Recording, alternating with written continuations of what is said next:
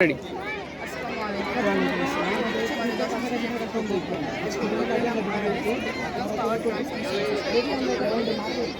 যার মাধ্যমে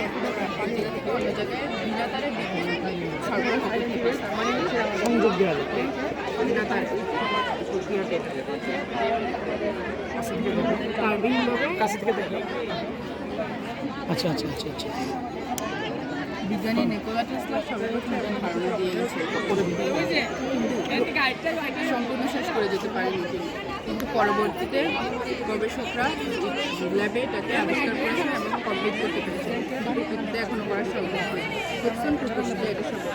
এটা যদি প্রকৃতিতে করা সম্ভব হয় তাহলে আমাদের দেশে টেকনোলজিকে অনেকটা উন্নতির দিকে এগিয়ে যেতে পারবে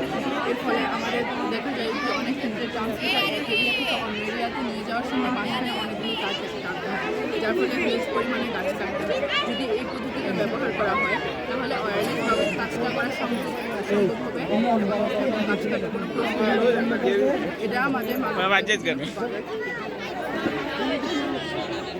এখানে এই ওয়্যারলেস পাওয়ার ট্রান্সমিশন সিস্টেম রয়েছে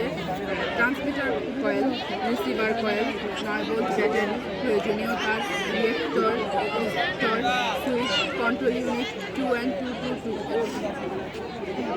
চমৎকার। এই ক্ষেত্রে কিছু পার্শ্ব প্রতিক্রিয়াও রয়েছে যদি এটাকে আমরা অধিক পরিমাণে ব্যবহার করি অধিক পরিমাণে তাহলে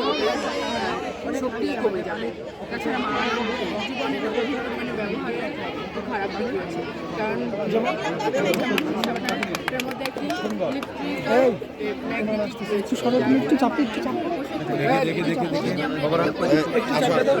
ইলেকট্রিক